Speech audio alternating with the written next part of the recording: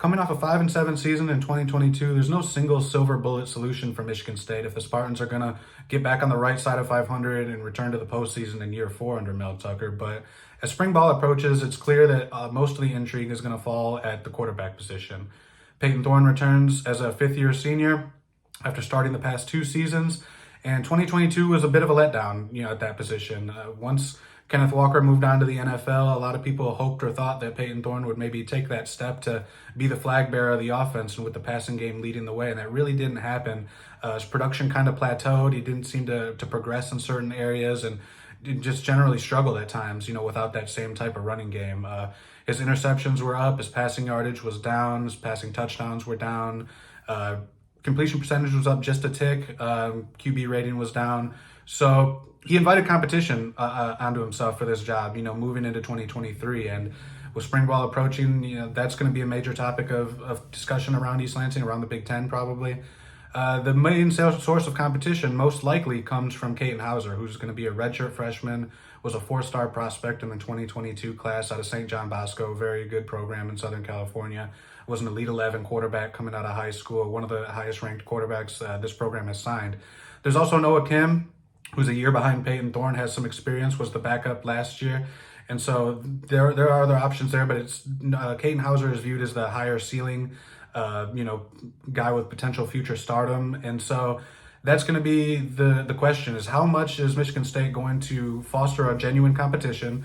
Is it going to be a fair and equal, let the best man win type of situation? Because Thorne has the experience. He's a very respected leader on this team. They love what he does at the line of scrimmage. He's a very smart player. But with the way things sort of plateaued offensively last year, I think that in the best interest of the program, you have to give everybody a fair look. And so that's going to be the question.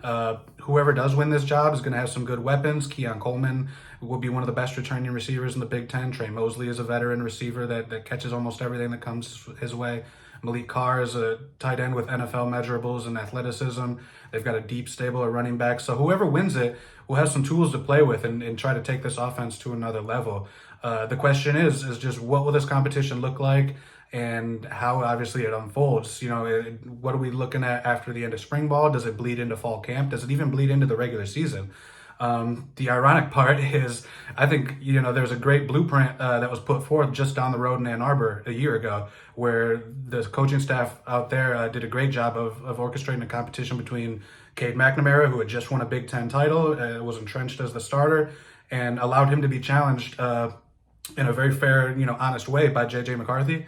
J.J. McCarthy wins the job. They go win the Big Ten again, go to the playoff again. So there's as much as people don't like to make comparisons between the two schools, there's a roadmap just down the street, in Ann Arbor about maybe how to best manage a situation like this. And so that's going to be a topic of high interest all the way through until there's some clarity there. And we'll have to see whether Peyton Thorne can retain his job and up his game to hold off the competitors, or if one of these younger guys, probably most notably Katin Hauser perhaps, can make a move and potentially try to steal that job and change the look of the offense moving into 2023.